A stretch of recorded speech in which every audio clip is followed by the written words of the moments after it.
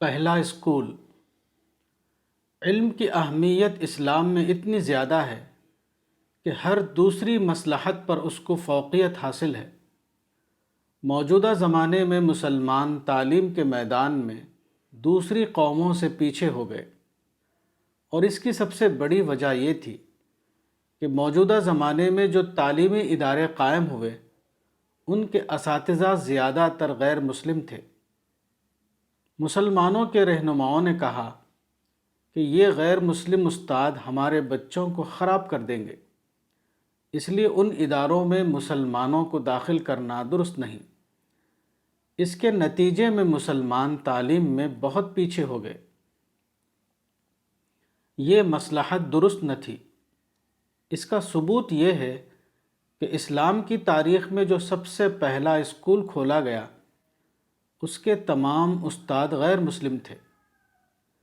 یہ اسکول مدینے میں مشرک قیدیوں کے ذریعے کھولا گیا۔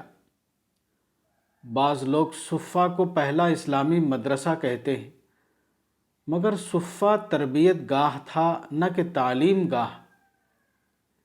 اسلام کی پہلی تعلیم گاہ یقیناً وہ ہے جو غزوہ بدر کے قیدیوں کے ذریعے مدینے میں قائم کی گئی، اور اس کے ٹیچر سب کے سب مشرک اور غیر مسلم تھے۔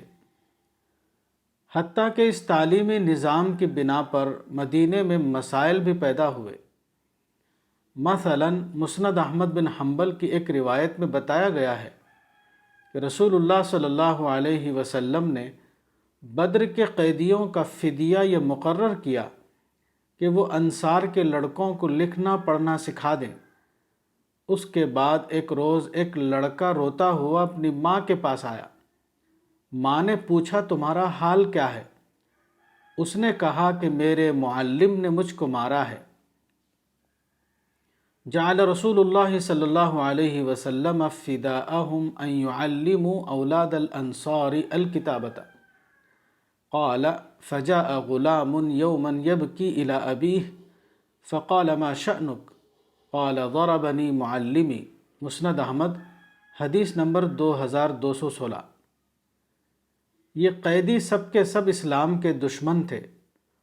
ان کو چھوڑنے میں یہ اندیشہ تھا کہ وہ دوبارہ اسلام کے خلاف مسئلہ بنیں گے۔ اس کے باوجود انہیں تعلیم کی قیمت پر چھوڑ دیا گیا۔ اس سے معلوم ہوا کہ تعلیم کی اہمیت اسلام میں اتنی زیادہ ہے کہ ہر اندیشے کو نظر انداز کر کے اسے حاصل کرنا چاہیے۔ کتاب تربیت اولاد، مولانا وحید الدین خان، صفحہ نمبر 75۔